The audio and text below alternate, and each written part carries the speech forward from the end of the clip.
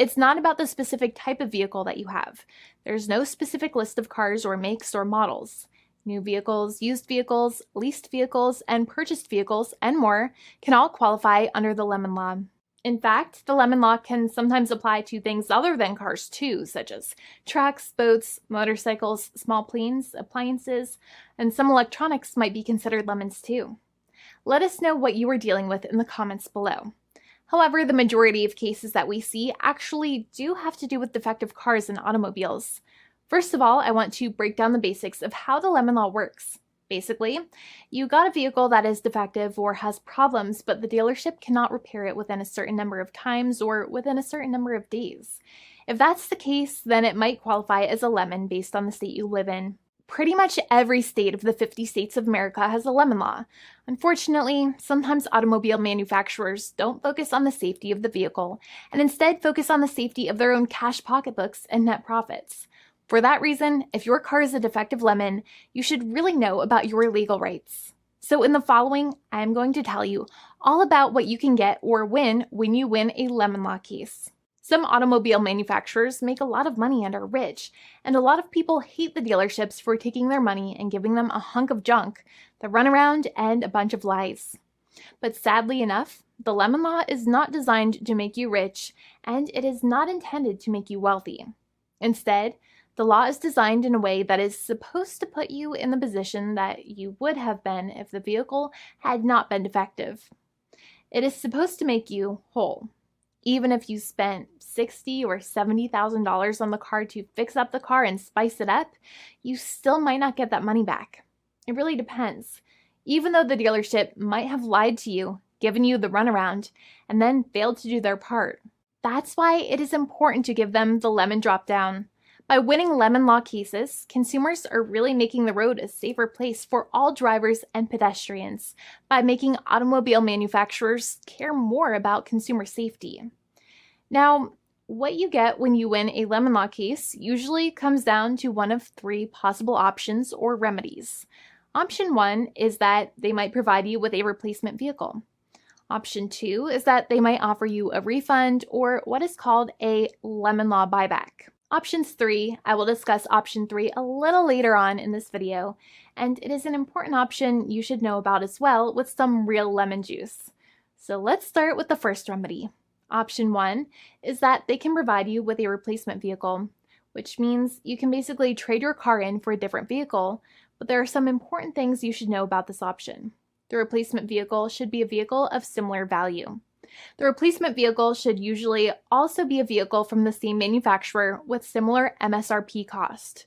It's crazy that many times, even though you really don't like dealing with that dealership, you might have to get a second car from the same manufacturer, even though they have lied to you and given you the runaround or given you a hard time.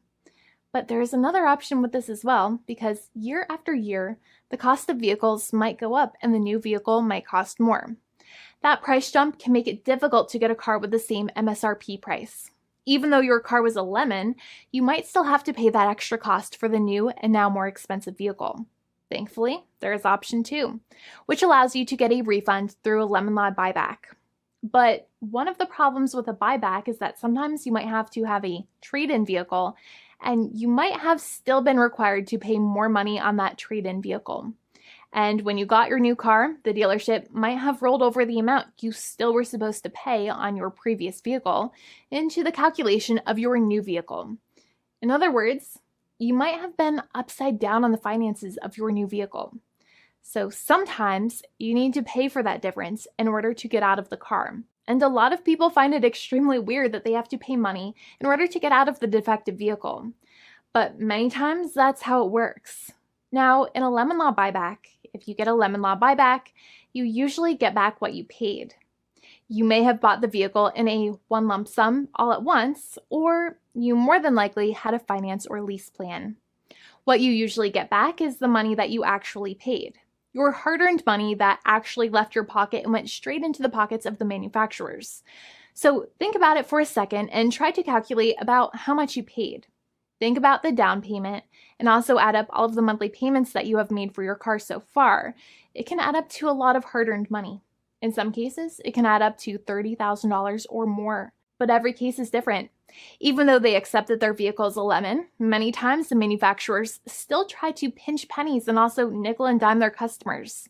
So they deduct certain fees during the negotiations, such as an offset for mileage for the portion of time that your vehicle did not have problems. Sometimes it is legal for manufacturers to deduct such things from the settlement you end up getting, but many times they may be doing so incorrectly, or it might be taking away too much of your personal money.